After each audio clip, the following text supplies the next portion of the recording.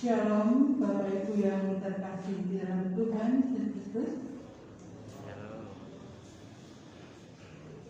Saya akan membacakan warta jemaat Minggu 13 Februari 2022. Segenap majelis GKI Teguh Jemaat Bundesari mengucapkan selamat pagi, selamat datang, dan selamat beribadah kepada seluruh warga jemaat dan jemaat tamu yang hadir.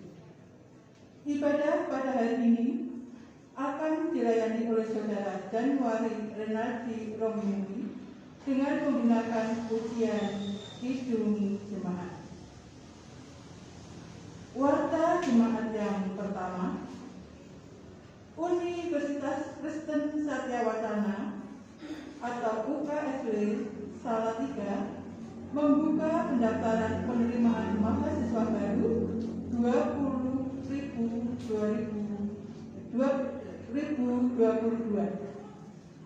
Adapun jadwal pendaftaran adalah sebagai berikut. 1. Jalur Pemahik atau tanpa tes dimulai 5 Oktober 2021 sampai dengan 5 Agustus 2022. Yang kedua, jalur tes harian atau one day service dimulai 5 Oktober 2021 sampai dengan Agustus 2022. Yang ketiga, pendaftaran online. Untuk informasi lebih lanjut, warga jemaat bisa menghubungi majelis jemaat.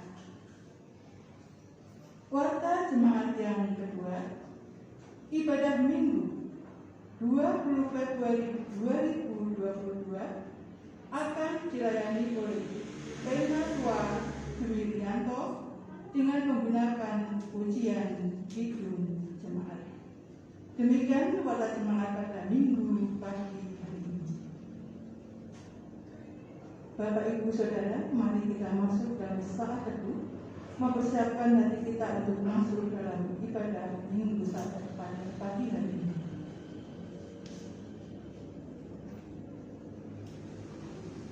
Bapa yang Maha Baik, sungguh kami mengucap syukur atas segala kasih dan pernyataan Tuhan dalam kehidupan kami dalam satu minggu ini. Engkau memberikan kami kesehatan dan Engkau berikan kami sukacita yang luar biasa. Sehingga pada pagi hari ini ya Bapa, kami boleh hadir, kami boleh datang di tempat ibadah-Mu. Kami bersama-sama akan masuk dalam ibadah Sabat.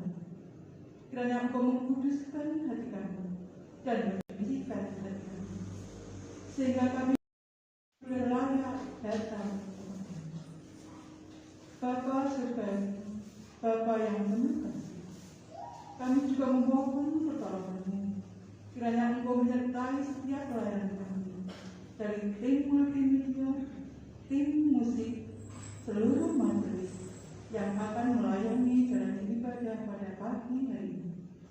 Terlebih kepada Saudara Januari yang nanti akan melayani jalan ibadah pada pagi hari ini.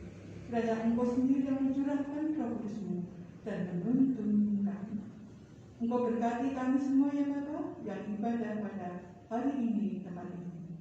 Demikian juga Engkau berkati bagi saudara-saudara kami yang beribadah di rumah. Kiranya mereka juga mendapatkan sukacita, bisa bersama-sama mendengarkan firman-Mu dan memuliakan Engkau. Berkati ibadah ini ya Bapa dari awal sampai akhir. Terima kasih Yesus, dalam nama-Mu kami menyerahkan doa ini. Amin. Jemaat kami undang untuk bangkit berdiri. Kita akan memuji nama Tuhan dari pagi 3 ayat yang pertama. Kami puji dengan riang.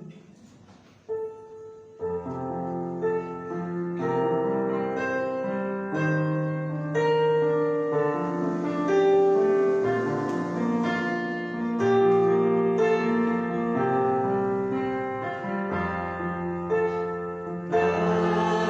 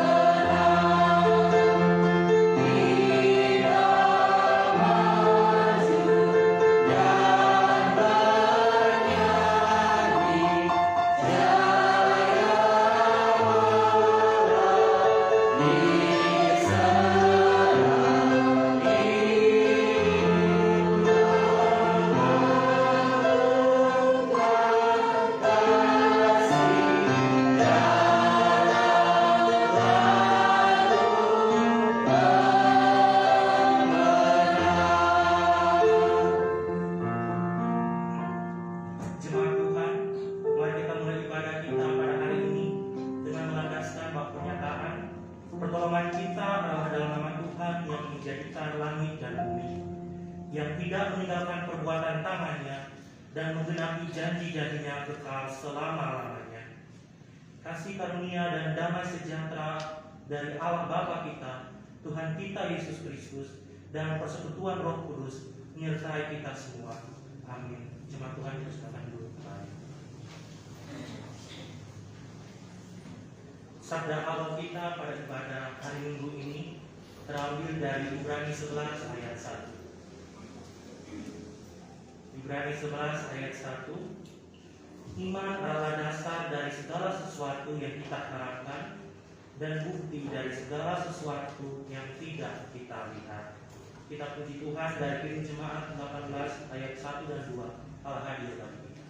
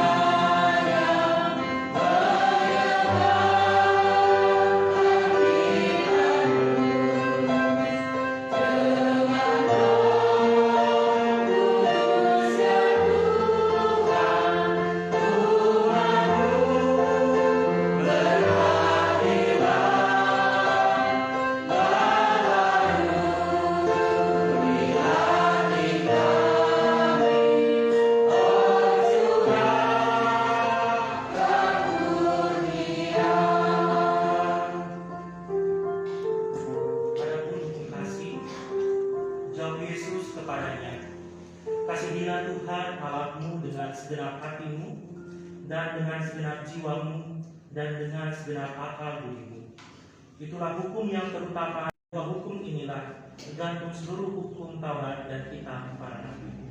Jemaat Tuhan sekalian, sebagai manusia tentu ada saat di mana kita tidak lagi menjalankan hukum kasih. Untuk itu mari kita datang kepada Tuhan, mengakui segala pelanggaran dan dosa kita. Kita berdoa. Tuhan yang kami puji dan kami sembah dalam nama Yesus Kristus, kami datang ke hadirat-Mu ya Bapa, menghapus segala dosa kami. Dosa ketika kami tidak mengasihi-Mu ya Bapa. Kami tidak belajar bersyukur.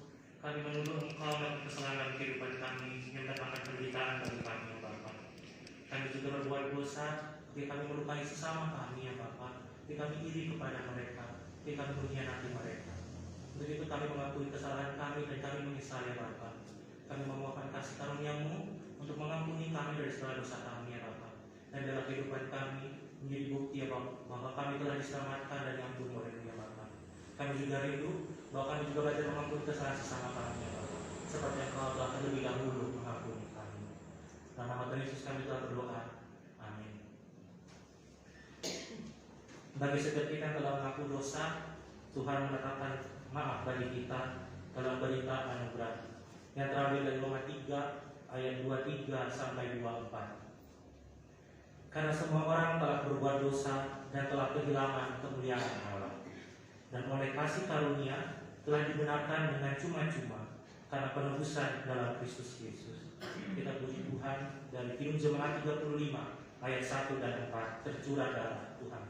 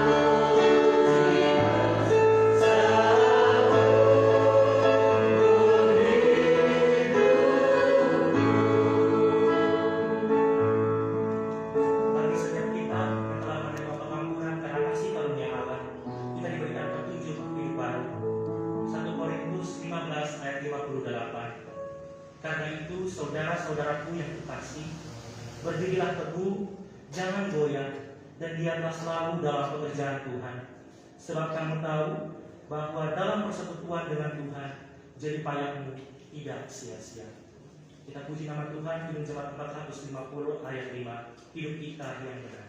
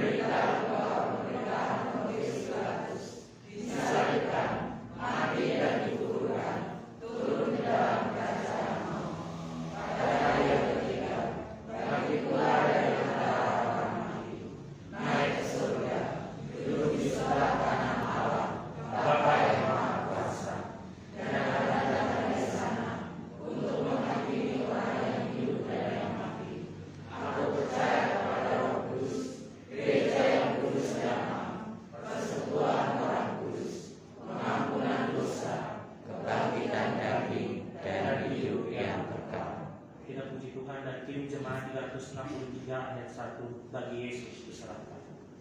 Oh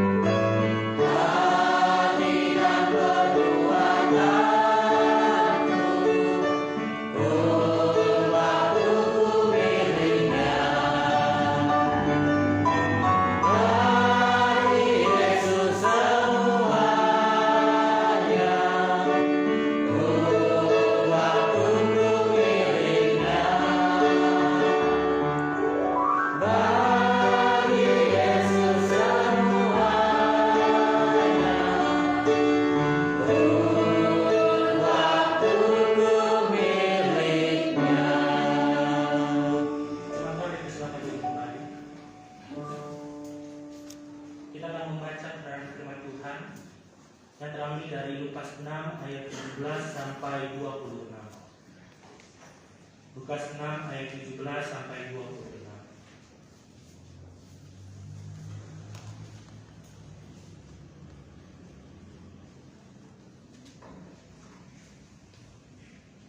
Sebelum membaca dan merenungkannya, mari kita minta tuntunan Tuhan di dalam doa. Kita berdoa.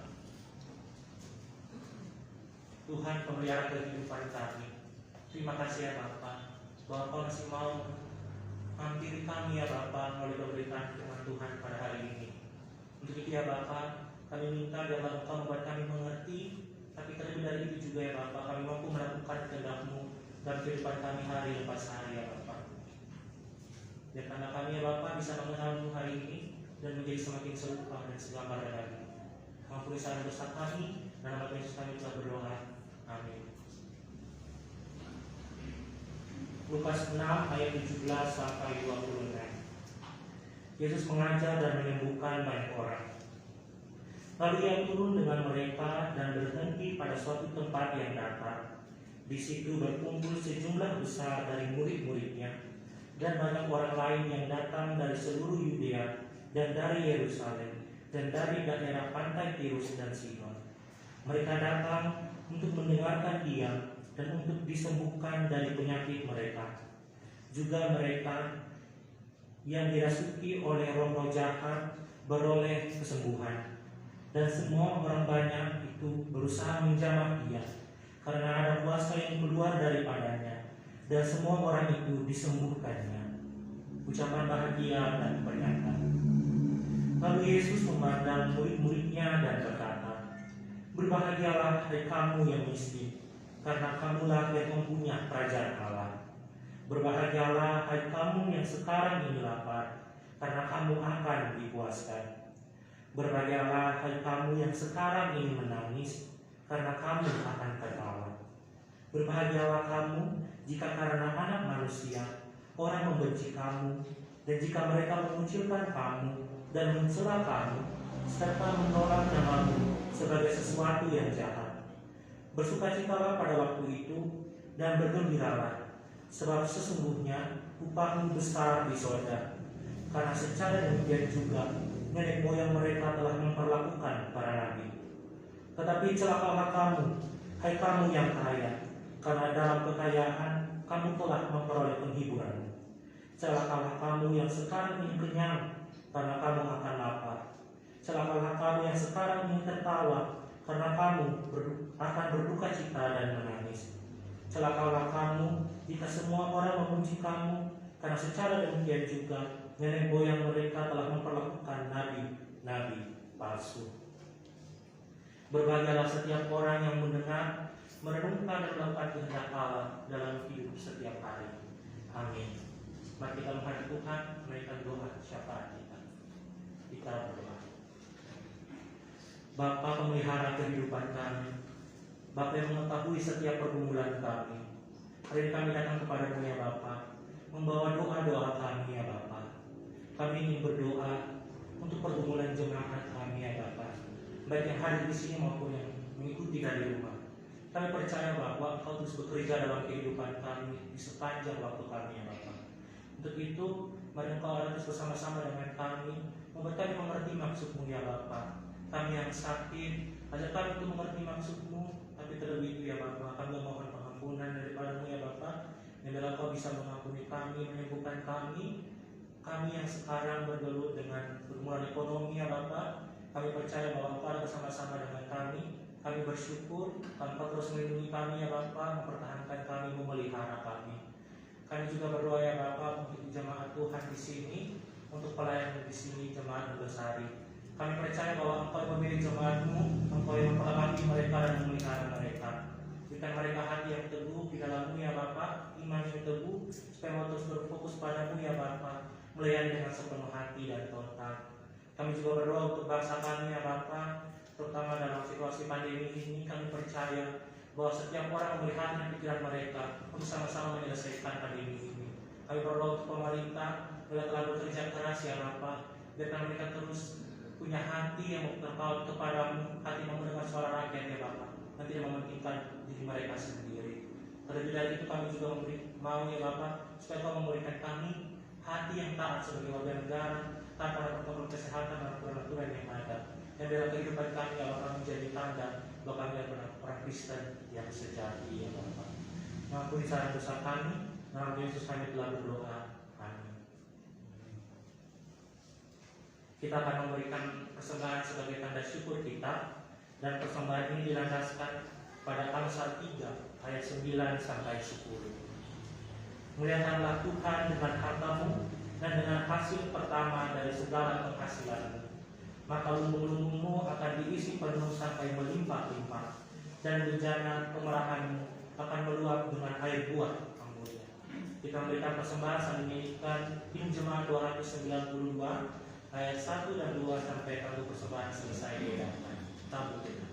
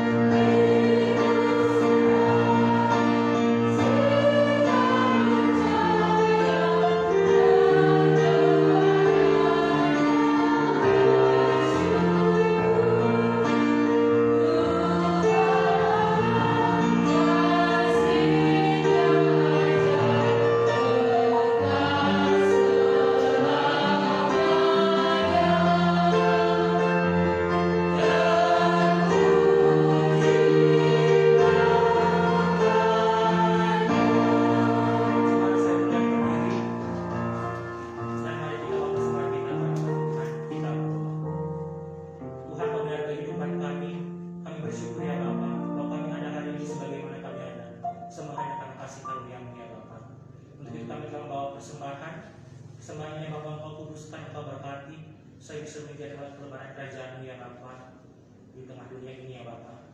Terlebih dari itu kami memohon ya Bapa, mampukanlah kami menjadi persembahan yang harum, yang berkenan kepada-Mu ya Bapa. Seluruh hidup kami persembahkan hanya bagi-Mu. Mengampuni salah dosa kami, dalam nama Yesus kami telah berdoa. Amin. Terima kasih.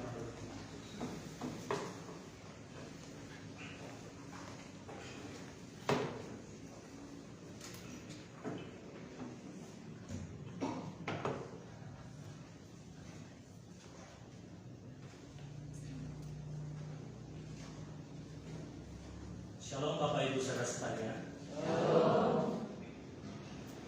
Kita akan kembali merenungkan kebenaran firman Tuhan. Namun sebelum itu saya mengucapkan terima kasih kepada Ibu Pendeta dan jajaran majelis yang telah memberikan saya kepercayaan untuk bisa melayani pada hari ini. Dan biar lewat pemberitaan firman Tuhan kita semakin serupa dan segambar dengan rupa Allah yang sejati. Bapak Ibu Saudara sekalian, landasan renungan kebenaran firman Tuhan pada hari ini terambil dari Lukas 6 ayat 17 sampai 26 yang telah kita baca tadi, dan akan ada di bawah terang tema iman yang teguh melampaui keterbatasan dan berbahagia. Iman yang teguh melampaui keterbatasan dan berbahagia. Bapak Ibu Saudara sekalian, hari ini kita telah tiba di tanggal 13 bulan Februari 2022, dan itu berarti bahwa besok kita akan sampai pada hari yang sering kita ingat sebagai hari kasih sayang atau hari Valentine. Hari di mana kita kembali diingatkan atau kembali menciptakan momen bersama dengan mereka yang kita sayangi dan kasihi. Untuk itu, izinkan saya untuk mengambil suatu kisah yang sering dihubungkan dengan hari Valentine untuk menjadi pengantar dalam khotbah hari ini. Kisah itu adalah kisah Romeo dan Juliet. Tentu kita semua tahu kisah ini, kisah klasik tentang dua insan manusia yang hubungannya begitu tragis tapi juga buat kagum banyak orang. Dua insan manusia ini terlibat dalam hubungan cinta yang tidak direstui oleh kedua keluarga mereka. Kalau kata Judika, mapala, mama, papa larang. Keadaan ini tentunya membuat mereka tidak berbahagia dalam hubungan mereka, tapi mereka terus mempertahankannya. Akhirnya Romeo dihukum, dia harus diasingkan dari Juliet, jauh dari Juliet. Sedangkan Juliet akan dinikahkan dengan seorang pria yang tidak ia cintai. Juliet menolak dengan keras. Ia pun nekat meminum suatu obat supaya dia bisa mati suri, sehingga pernikahannya besok akan dibatalkan dan Romeo bisa datang kepadanya. Dan benar, ketika dia meminum obat itu, ia pun mengalami mati suri. Pernikahannya dibatalkan dan Romeo berhasil menerobos hukuman yang diberikan kepadanya untuk datang menghampiri Juliet. Tapi ketika Romeo sampai, dia melihat bahwa Juliet telah benar-benar mati.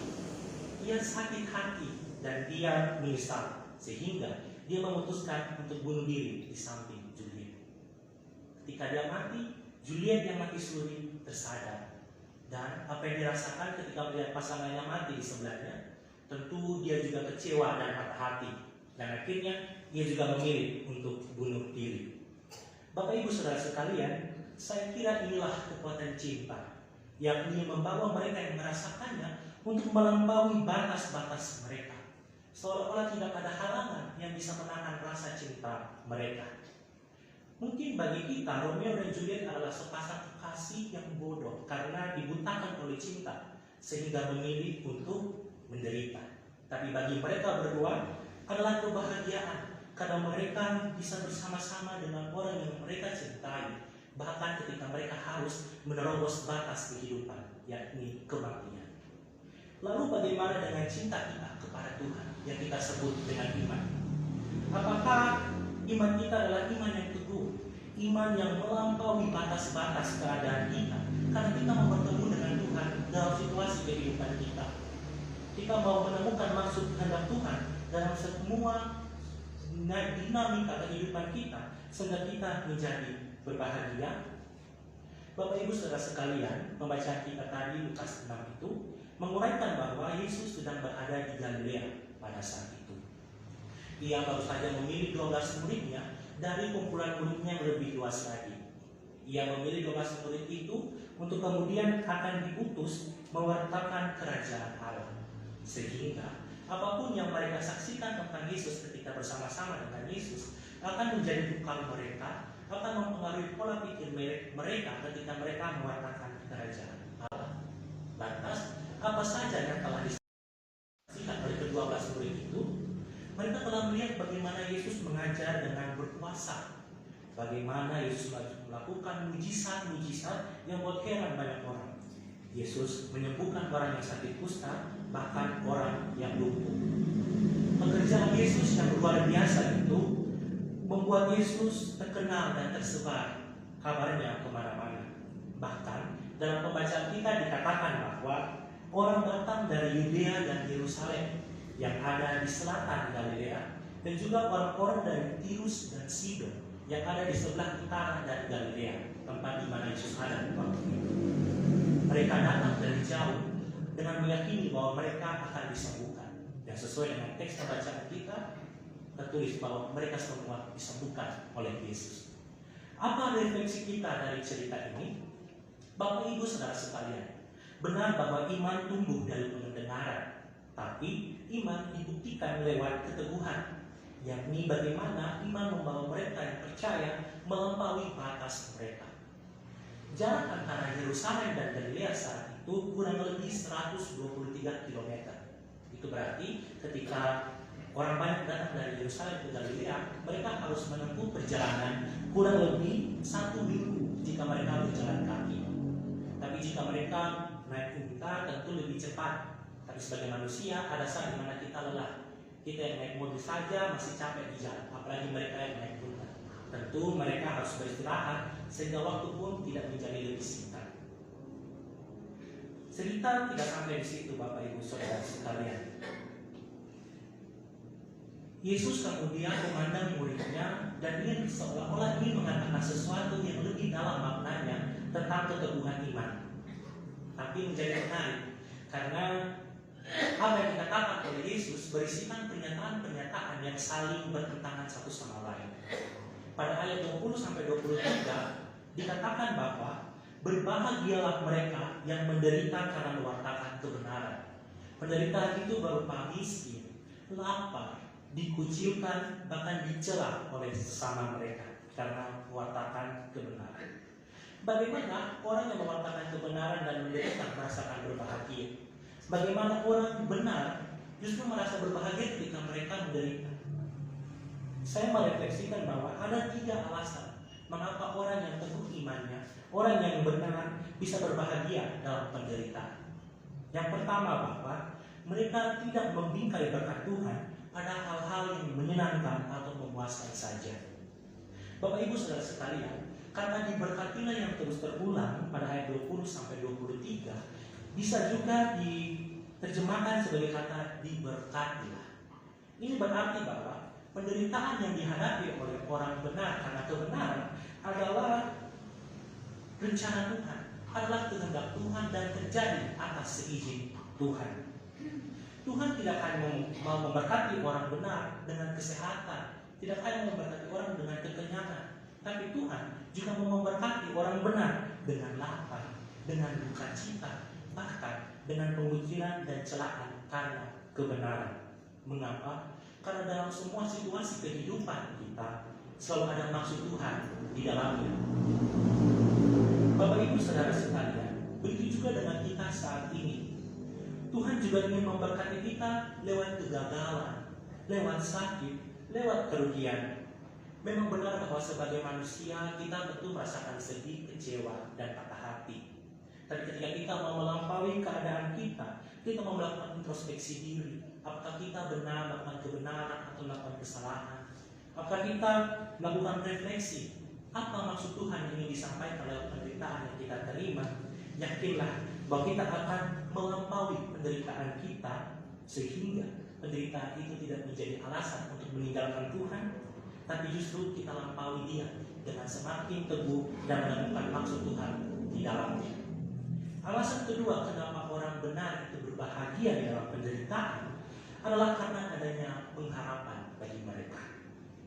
Kata seruan berbahagialah berdimensi saat ini, sedangkan situasi yang membahagiakan baru akan terjadi nanti. Berbahagialah engkau yang lapar, karena engkau akan dipuaskan. Laparnya saat ini, dipuaskannya nanti, tapi kita berbahagia saat ini. Ini berarti bahwa kebahagiaan yang kita rasakan dalam penderitaan akan pelan-pelan mencapai pemenuhannya nanti. Para murid saat itu akan diutus untuk menyebarkan Injil, sehingga mereka akan menemui dengan berbagai penderitaan.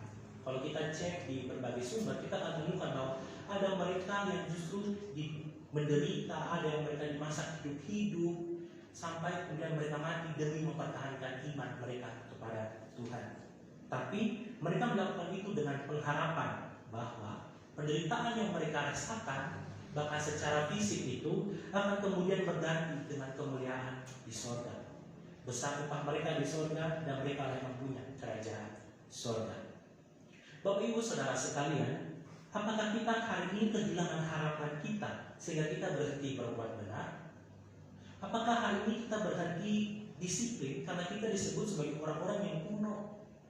Apakah kita hari ini berhenti menegur sesama kita karena kita dikira sebagai pemangsa sahabat kita? Apakah kita berhenti menegur kesalahan karena kita dijauhi oleh orang yang kita tegur? Bapak Ibu Saudara sekalian, teruslah mempertahankan kehidupan yang benar, karena di dalam Tuhan tidak ada harapan yang sia-sia. Dalam teks kita dikatakan, yang lapar akan dipuaskan, yang menangis akan tertawa. Alasan ketiga kenapa orang benar itu berbahagia dalam penderitaan adalah karena Tuhan itu adil, Bapak Ibu Saudara sekalian. Mereka yang tidak beriman akan dihukum. Mereka yang tidak beriman dengan teguh adalah mereka yang tidak melampaui batas kondisi mereka. Mereka tidak mencari maksud Tuhan dalam situasi tersebut, sehingga mereka hanya terbatas pada kondisi situasi kehidupan mereka. Akhirnya mereka mengandalkan kekayaan mereka dan merasa puas jika dipuji oleh orang lain, bahkan ketika perbuatan mereka salah di mata Tuhan. Dan terhadap mereka Yesus berkata, celakalah, bahkan ketika mereka berada dalam situasi yang menyenangkan.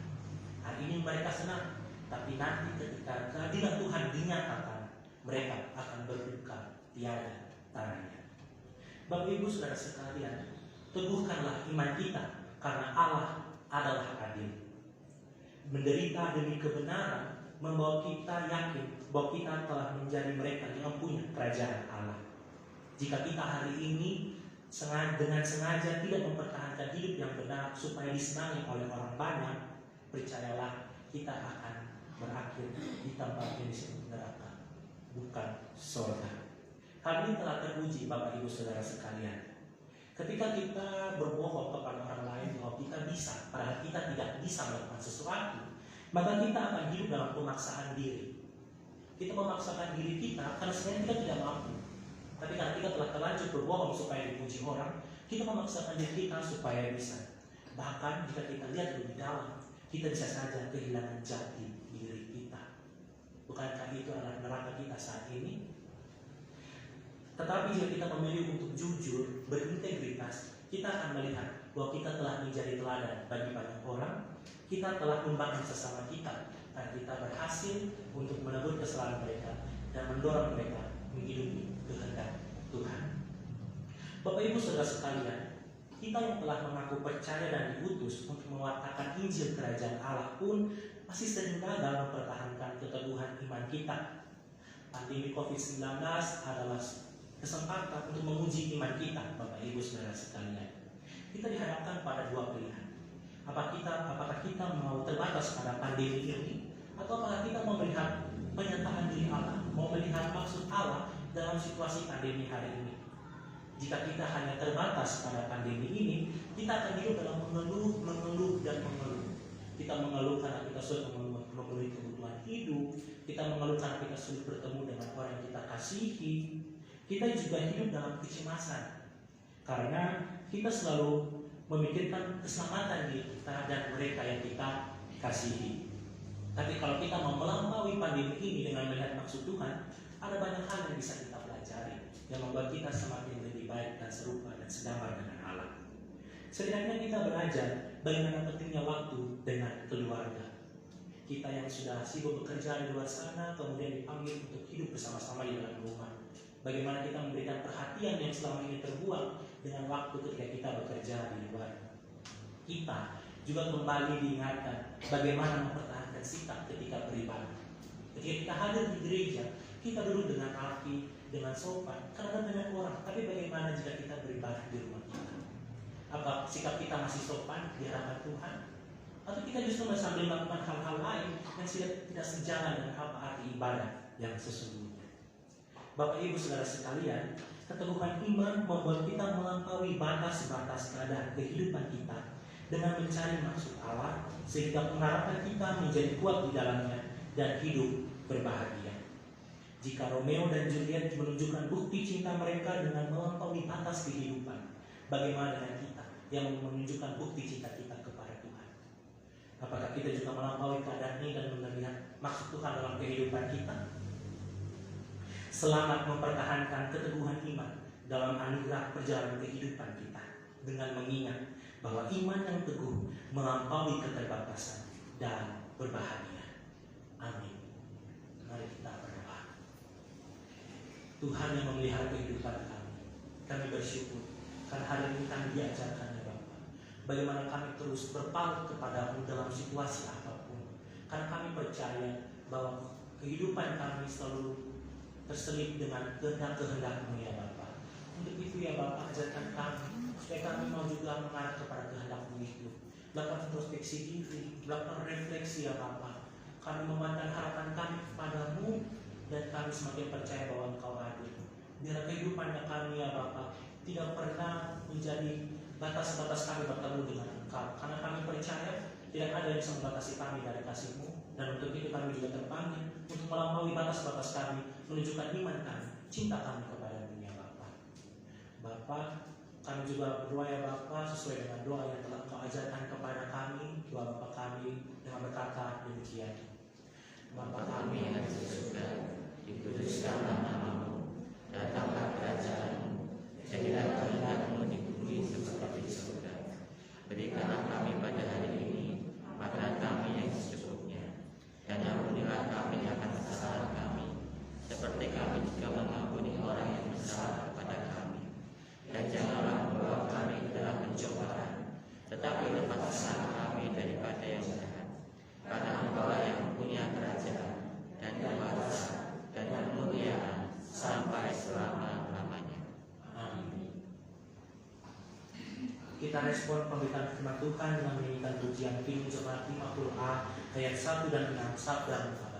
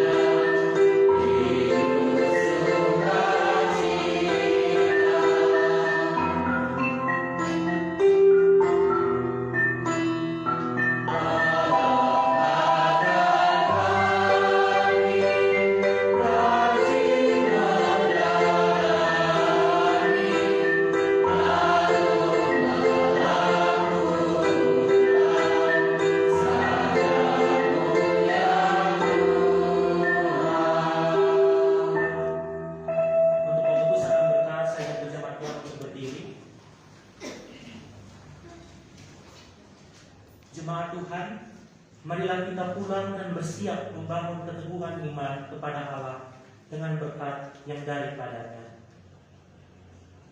Tuhan memberkati kita dan melindungi kita. Tuhan menyinari kita dengan wajah-Nya dan memberi kita kasih karunia. Tuhan menghadapkan wajah-Nya dan memberi kita damai sejahtera. Amin. Dinyanyikan pujian penutup Hidup Jemaat 344 ayat 1 dan 2. Ingat akan nama Yesus. Nama itu